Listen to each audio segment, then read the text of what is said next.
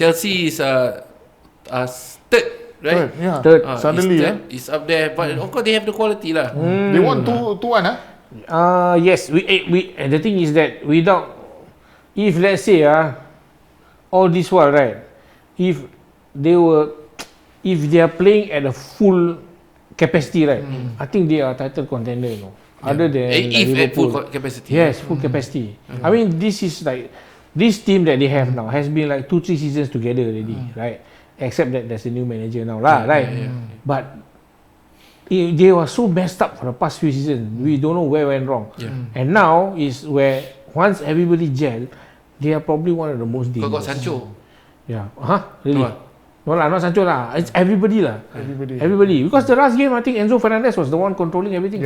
He's the engine. He's the one controlling everything. But I feel that Chelsea and Spurs are two teams that is difficult to predict.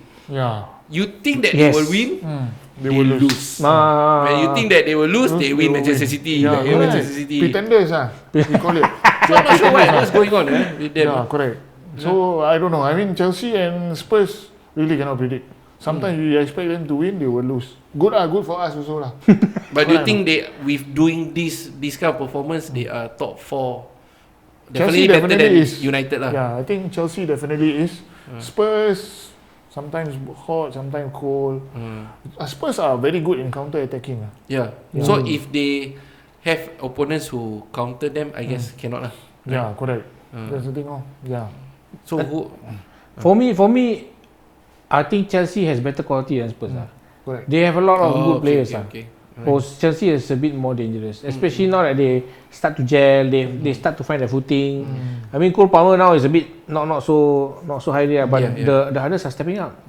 So for them, Caicedo at last when Liverpool wanted to buy last season, right? He reject us, right? Then he was damn crappy. Not so good yet. But now he's playing a central role already. So now if all their players settle down and then the manager gets the best of them, this season, even let's say, don't need to say next season, this season, by the second half, right, they can push a lot already. I think they will be among the top 4. They will Aston be. Villa? What do you think about Aston Villa? Aston Villa last game they draw. They draw against Crystal Palace. Wait, let me check. They lost to Spurs.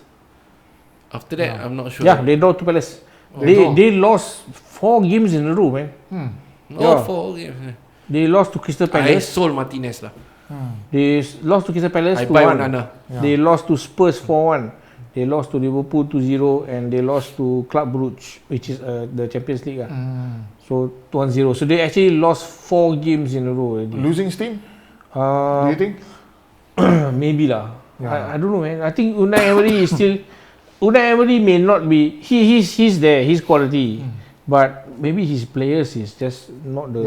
I think the depth also play a part. I think if I were to categorize it, Aston Villa and Newcastle together, the way that you think that they are playing well, but when you watch them play, actually not so. Not so penetrative. Not so penetrative. Yes. They are just able to push over the line. Using grit. Say the word. So when they are against teams that are a bit below them or less quality, they can win. But when against big teams like Liverpool or Chelsea, I think they cannot lah. I think it's the depth lah. You need depth.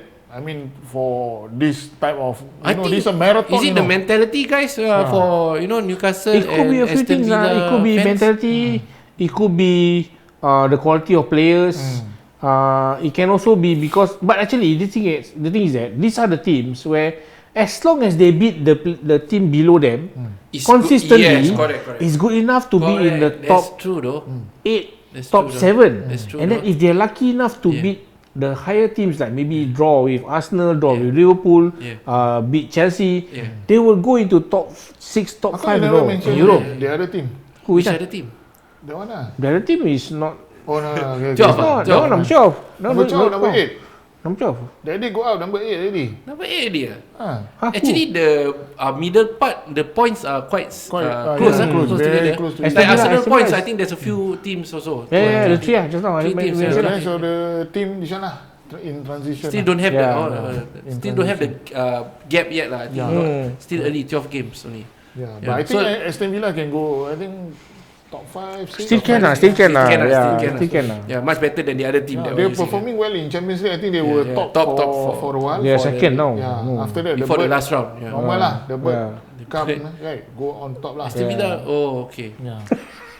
Bird always on top 3 lah. Correct. As usual lah. Not a place for elephants. Elephant too heavy lah. The heavy. I do not know why the elephant is chosen in the first place. That's why when they are on top of the tree, it's a meme. I don't know why they choose the icon elephant.